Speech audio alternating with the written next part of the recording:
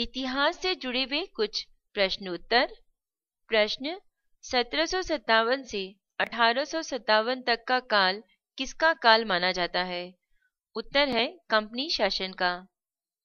प्रश्न 1857 तक कंपनी के मुख्य उद्देश्य क्या थे? उत्तर कंपनी के आर्थिक हितों की रक्षा, लाभ कमाना एवं ब्रिटिश साम्राज्य की सुरक्षा करना। प्रश्न समय समय पर ब्रिटिश नीतियों में परिवर्तन के कारण क्या थे? उत्तर साम्राज्य सुरक्षा। प्रश्न मौलिक रूप से कंपनी का स्वरूप कैसा था? उत्तर स्वतंत्र था। प्रश्न ब्रिटिश ईस्ट इंडिया कंपनी किस प्रकार की कंपनी थी? उत्तर व्यापारियों की कंपनी थी। प्रश्न समय के साथ किसने कंपनी के कार्यों में हस्तक्षेप शुरू कर दिया था? उत्तर अंग्रेजी सरकार ने। प्रश्न बंगाल को किस व्यवस्था ने अराजकतापूर्ण बना दिया था? उत्तर द्वैध शासन प्रणाली ने। प्रश्न बंगाल में शासन व्यवस्था यानी द्वैध शासन के लिए जिम्मेदार कौन था? उत्तर नवाब। प्रश्न बंगाल के शासन व्यवस्था यानी द्वैध शासन व्यवस्था की वास्तविक शक्तियां किसके पास थी? उत्तर कंपनी के पास। प्रश्न द्वैध शासन प्रणाली को कब शुरू किया गया था? उत्तर 1765 में। प्रश्न द्वैध शासन प्रणाली को किसने शुरू किया था? उत्तर रॉबर्ट क्लाइव ने। प्रश्न द्वैध शासन प्रणाली को समाप्त किसने किया था? उत्तर वारेन हेस्टिंग्स ने। प्रश्न बंगाल के भयंकर अकाल किसकी देन थे? उत्तर स्थायी बंदोबस्त व्यवस्था के। प्रश्न बंगाल से अराजकता को समाप्त करने के लिए क्या समाप्त किया गया था? उत्तर द्वैध शासन व्यवस्था को। प्रश्न अमेरिका के 13 उपनिवेश अंग्रेजों के हाथ से कब निकल गए? उत्तर 1776 से 1783 के बीच में।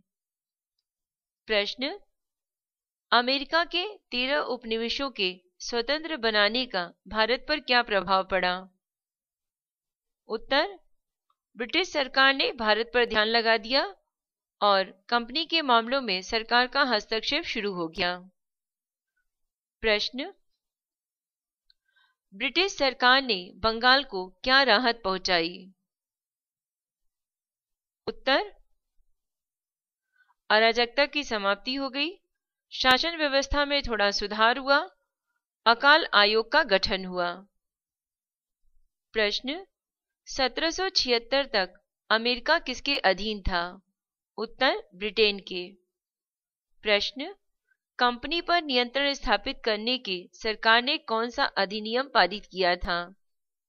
उत्तर पिट्स इंडिया एक्ट और रेगुलेटिंग एक्ट।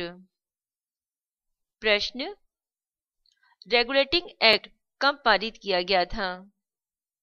उत्तर 1773 में। प्रश्न रेगुलेटिंग एक्ट किसने पारित किया था? उत्तर ब्रिटिश सरकार ने।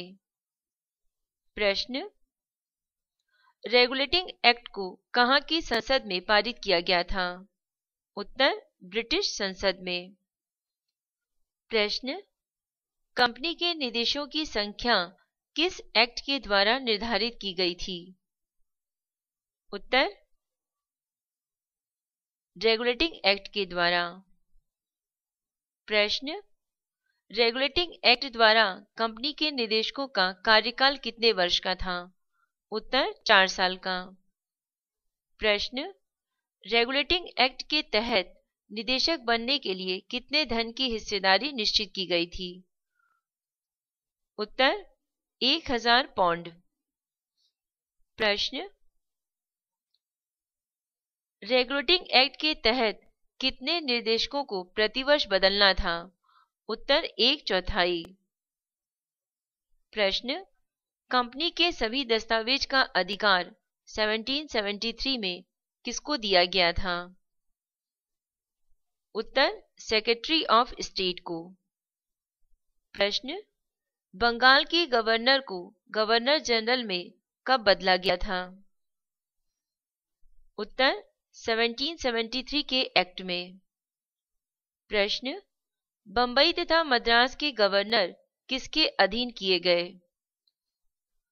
उत्तर बंगाल गवर्नर जनरल के। प्रश्न बंगाल का प्रथम गवर्नर जनरल 1773 में किसे बनाया गया था? उत्तर वारेन हेस्टिंग्स को। प्रश्न गवर्नर जनरल की सहायता के लिए किसकी स्थापना की गई थी? उत्तर काउंसिल की। प्रश्न गवर्नर जनरल की काउंसिल 1773 में कितने सदस्य रखे गए थे? उत्तर 4 सदस्य। प्रश्न गवर्नर जनरल के काउंसिल सदस्यों का कार्यकाल कितने वर्ष का था? उत्तर 5 वर्ष का। प्रश्न प्रथम काउंसिल सदस्यों में कौन था? उत्तर general Clavering, Richard Barwell, colonel Monson एवं फिलिप फ्रांसिस। प्रश्न गवर्नर जनरल को किसके बहुमत को मानना होता था? उत्तर काउंसिल के बहुमत को। प्रश्न निर्णय मत का अधिकार किसे दिया गया था? उत्तर गवर्नर जनरल को। प्रश्न कलकत्ता में सुप्रीम कोर्ट की स्थापना कब की गई थी? उत्तर 1774 में। प्रश्न सुप्रीम कोर्ट में कितने न्यायाधीश रखे गए थे? उत्तर 1 मुख्य न्यायाधीश एवं 3 अन्य न्यायाधीश। प्रश्न रेगुलेटिंग एक्ट के दोष क्या थे? उत्तर गवर्नर जनरल का बहुमत नहीं था, काउंसिल का बहुमत आवश्यक था, बंबई व मद्रास पर गवर्नर जनरल का पूर्ण नियंत्रण नहीं था। इसके अन्य दोष इस प्रकार थे। गवर्नर जनरल के अधिकार स्पष्ट नहीं थे, सुप्रीम कोर्ट के अधिकार भी स्पष्ट नहीं थे, काउंसिल के अधिकार भी स्पष्ट नहीं थे। प्रश्न भारत के संवैधानिक इतिहास का प्रथम अधिनियम कौन सा था? उत्तर रेगुलेटिंग एक्ट। प्रश्न ब्रिटिश सरकार की शासन प्रणाली की आधार भूमि क्या थी? उत्तर नैतिक स्वरूप। प्रश्न रेगुलेटिंग एक्ट से कंपनी को कौन सा स्वरूप मिला? उत्तर कानूनी स्वरूप। प्रश्न कंपनी के प्रशासन को स्वच्छ और प्रभावपूर्ण बनाने का प्रयास किसने किया था? उत्तर रेगुलेटिंग एक्ट के द्वारा। प्रश्न ब्रिटिश कंपनी को संसद द्वारा कितना कर्जा दिया गया था? उत्तर 14 लाख पाउंड। प्रश्न कंपनी को कितने प्रतिशत ब्याज दर पर कर्जा दिया गया था? उत्तर 4% पे। प्रश्न 1773 के एक्ट में गवर्नर जनरल का वेतन कितना था? उत्तर 15,000 पाउंड। प्रश्न कंपनी पर सरकार ने अपना प्रभाव अधिक करने के लिए कौन से एक्ट पारित किए थे? उत्तर 1784 का एक्ट, 1833 का एक्ट एवं 1793 का एक्ट। प्रश्न रेगुलेटिंग एक्ट के बाद कौन सा एक्ट पारित किया गया था? उत्तर 1833 का। प्रश्न पिट्स इंडिया एक्ट का नाम किसके नाम पर रखा गया था? उत्तर प्रधानमंत्री पिट्स के नाम पर। और ये एक्ट 1793 में पारित हुआ था। प्रश्न पिट्स इंडिया एक्ट कहां पर पारित किया गया था? उत्तर ब्रिटिश संसद में। प्रश्न पिट्स इंडिया एक्ट किस एक्ट का अगला चरण था? उत्तर रेगुलेटिंग एक्ट का। प्रश्न 1784 के एक्ट को संसद में किसने प्रस्तुत किया था? उत्तर, प्रधानमंत्री पिट्स ने।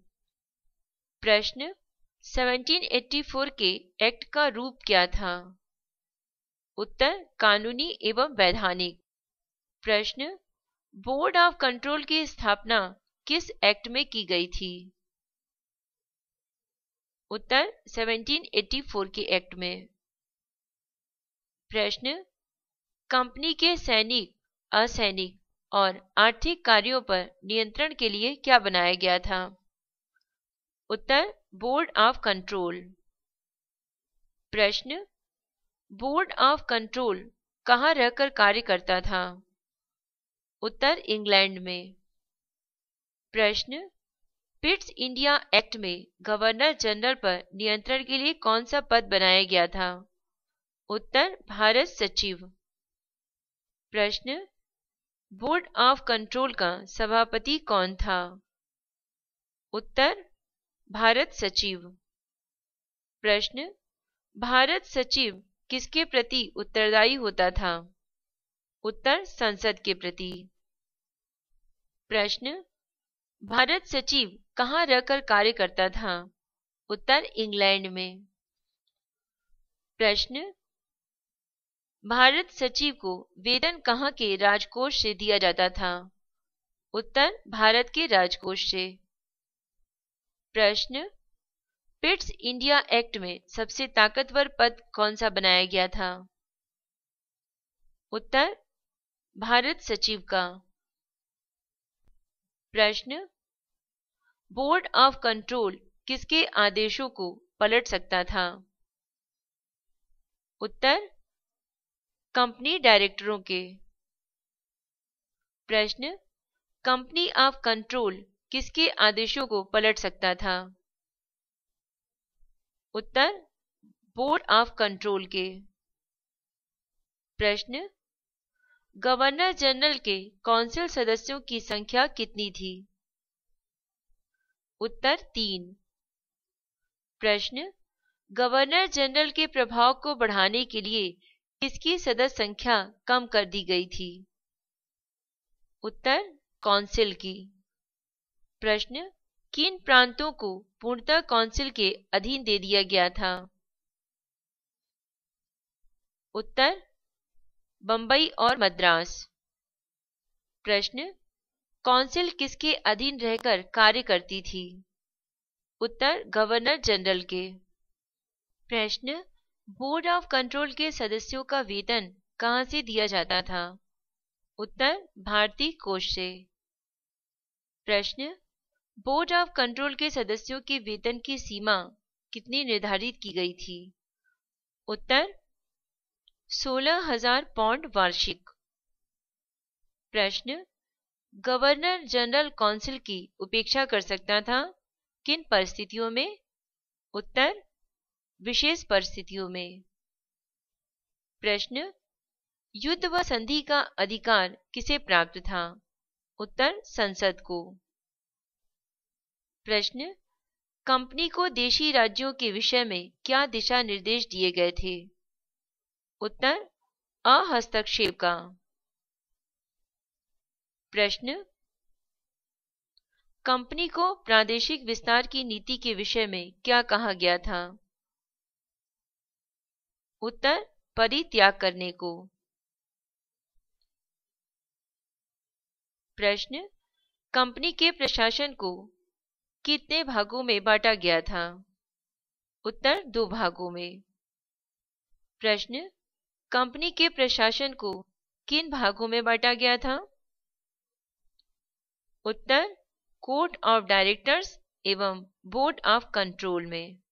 एक सूचना, अनीता शर्मा द्वारा ध्वनांकित IAS मेन से संबंधित स्टडी मटेरियल जैसे constitution, history, geography, science and GK topics पर नोट की CD या DVD प्राप्त करने की जानकारी के लिए मेल करें।